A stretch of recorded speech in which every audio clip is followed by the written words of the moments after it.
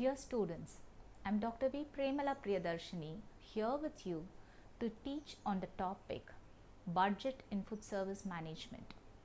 In today's class, we are going to learn a brief introduction on the budget, the objective of this module, the cost concepts, different types of budgets, and the steps involved in preparing a good budget and their limitations. Let me first introduce to you the concept of management, the cost, and then we can move on to the concept of budget. What is management? Management is an art of getting things done through people.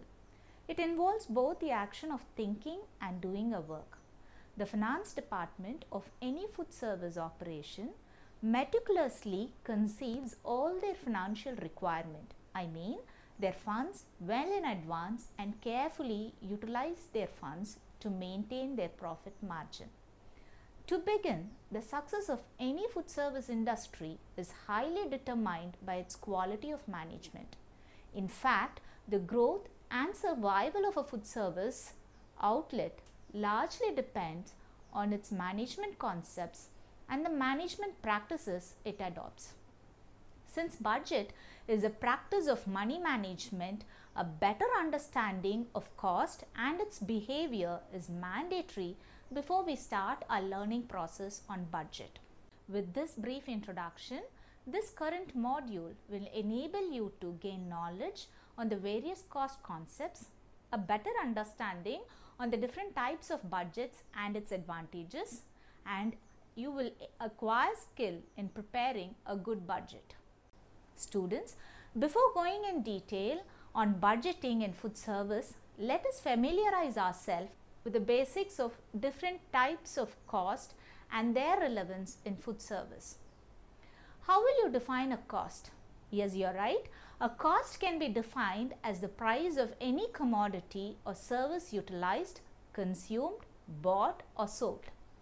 In food service, any product that are lost, pilfered and wasted are also considered to be consumed because it is no longer available for the purpose for which it was purchased.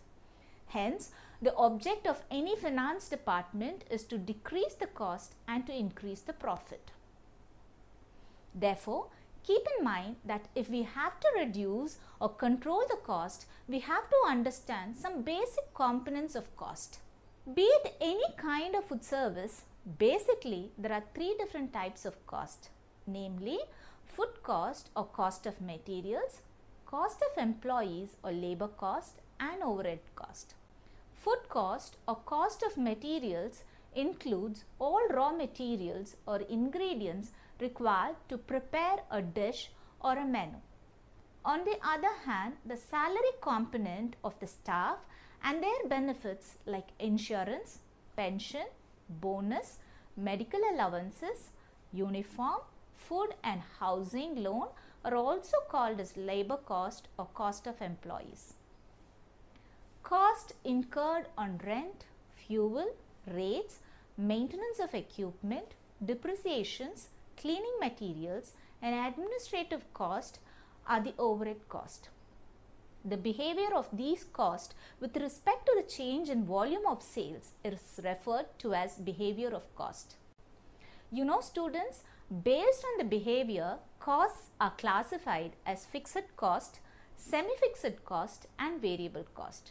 Now let us see the characteristics of these costs briefly. Fixed cost. The cost that remains constant virtually irrespective of any change in the volume of sales is called as a fixed cost. Examples are the rent, insurance. Though rent, rates and insurance also change over the period of time, when it comes to the assessment of profitability, it remains fixed. This is because profit is always calculated over a stipulated period of time. Semi-fixed costs are also termed as semi-variable cost. These costs doesn't stay constant like fixed cost but show some slight change in response to the sales volume in certain marketing environment or circumstances, but not in direct proportion. Example, the cost of fuel, cleaning materials. Let me make it simple for you with an example. The fuel cost may increase on Saturdays and Sundays due to high rate of customer turnover on weekends if it plans to sell the same dishes as listed in the menu card. On the other hand, if the hotel plans to change the menu and sell only chaat items and pastries on weekend at the same rate of customers turnover, there may be a considerable decrease in the fuel cost for the same number of customers because only less fuel would have been used for cooking. The cost, which keeps changing in proportion to the volume of sales, is called as a variable cost. The classic example is your food cost. The food cost for preparing 150 portions of pizza will be proportionately greater than the food cost required for preparing 50 portions of pizza. However, remember that in practice, when sales volume increases, the variable cost, the food cost, decreases. This is because bulk purchase of food can reduce the food cost as well as transportation charges, and similarly bulk cooking can also reduce the labor cost. With this basic understanding on the cost, let us now move on to the budgeting. A budget can be defined as the plan or a process which estimates the expenditure based on past receipt and adjust for future outcome. It is usually expressed in monetary values, a percentage, or any other units. Budget has many advantages, some of which are: they help to establish a target to be achieved by various departments. A manager can have a control over sales, production, and service. It can also monitor the progress from time to time by comparing the actual results with the budgeted targets.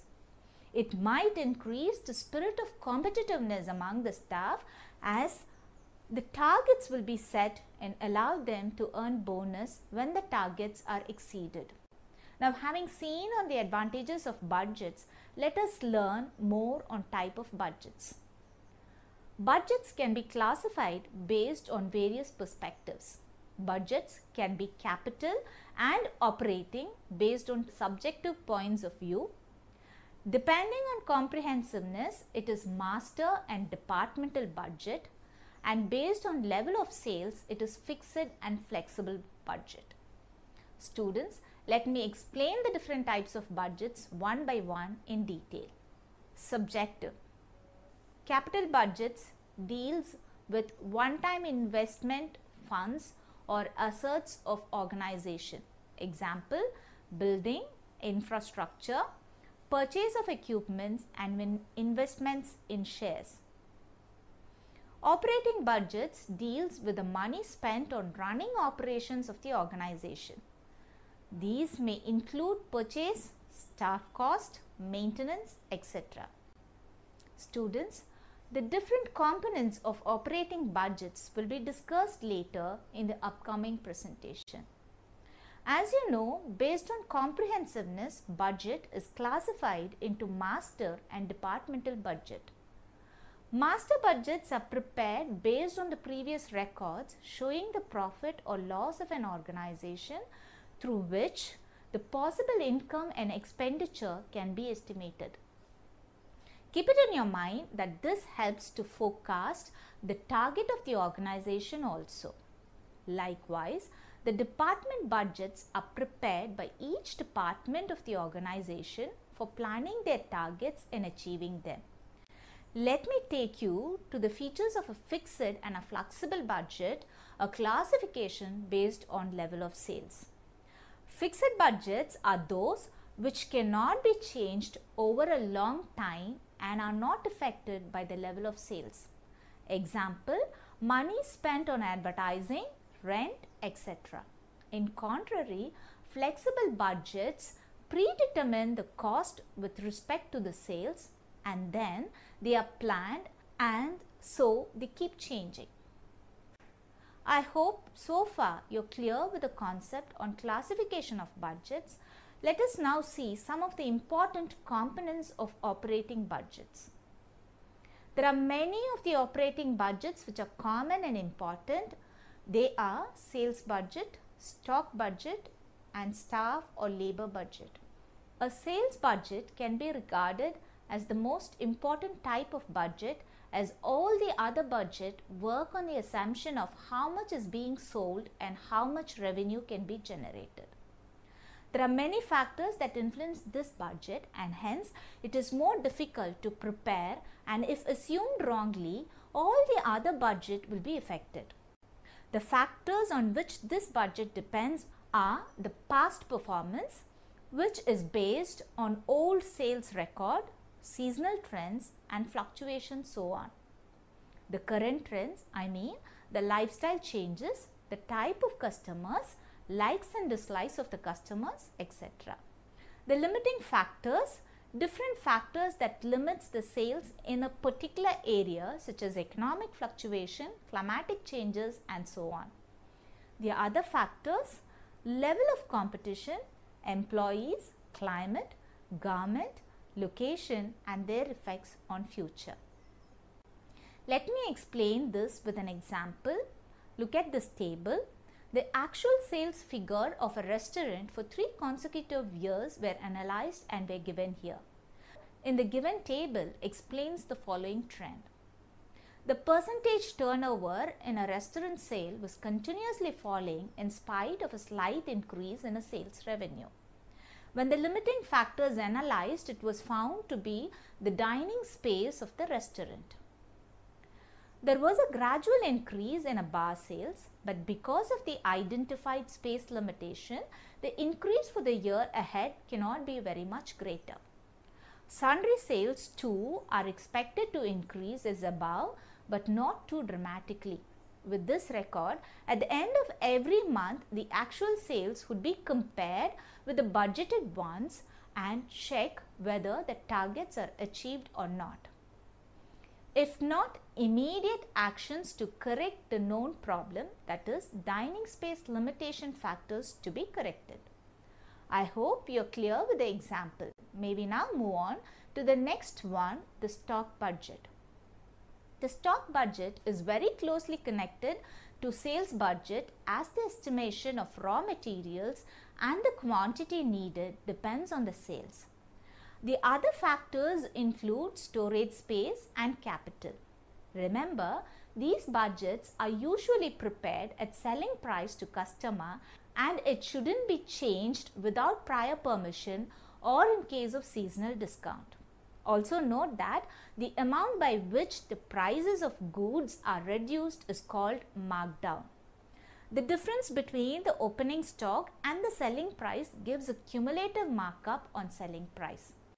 The factors that influence the stock budget are wastage or surplus stock. It is usually written during physical stock verification, and if the difference is larger, it may be due to faulty record or pilferage. Also, improper receiving of invoice, stock on sales or return basis, items on customer approvals can also influence the stock budget. Stock turnover. Turnover can be calculated by dividing the selling price by the average stock during the period. To prevent wastage by deterioration or pilferage, a faster turnover is better. With those tips on stock budget, let us now move on to staff or labor budget. This type of budget is about the number of staff, their salaries, extra benefits provided to them, cost of meals provided, payment of overtime, etc. The number of sales or sales budget determines the number of staff needed and their workload.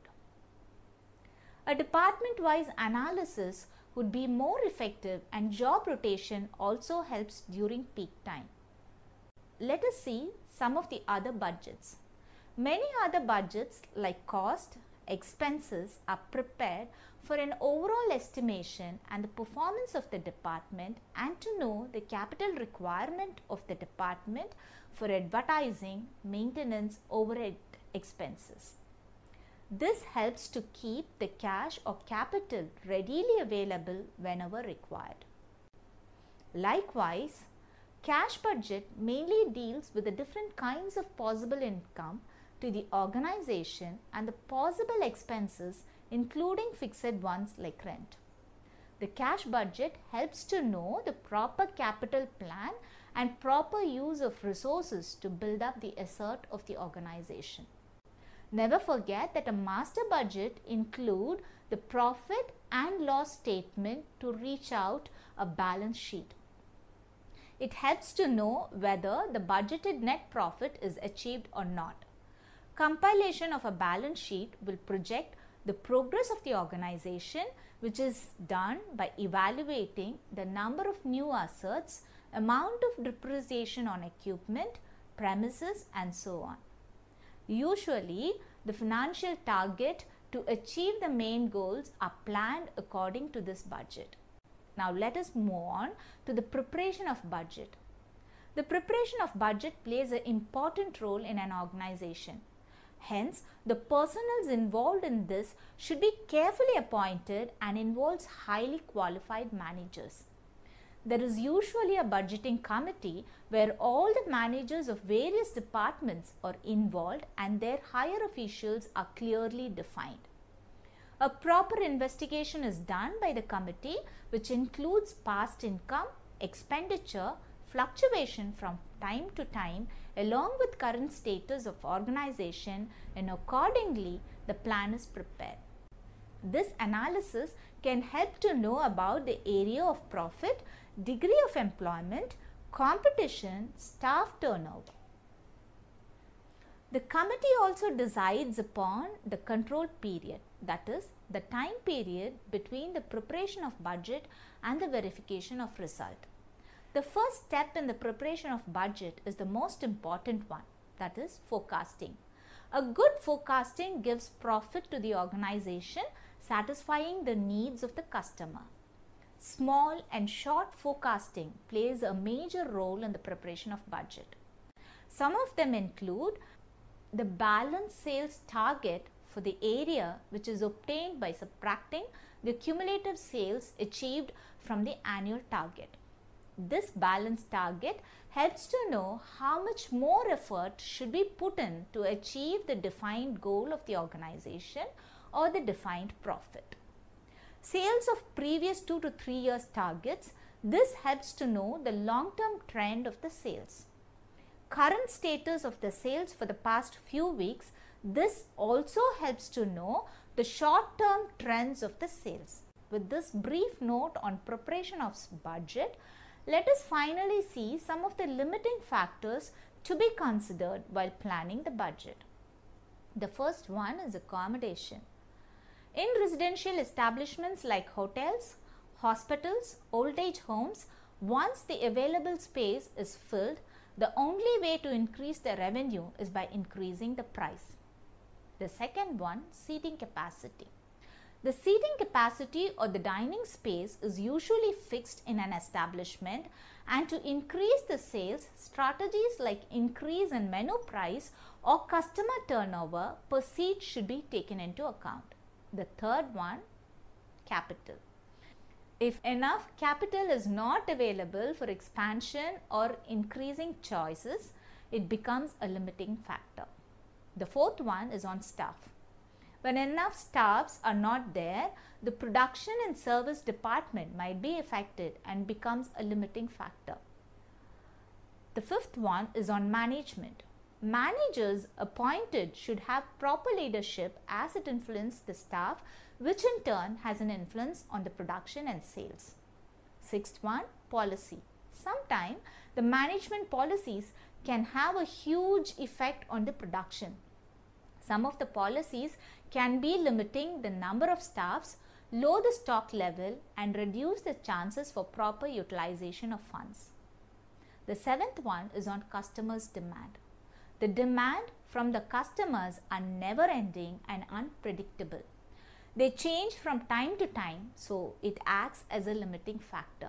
Remember that competition and high pricing always remains as a major cause of concern while planning the budget. To summarize, let us remember that we studied on three cost concepts, namely the fixed cost, the semi-fixed cost and the variable cost. Based on subjective point of view, budgets are classified into capital and operating budgets.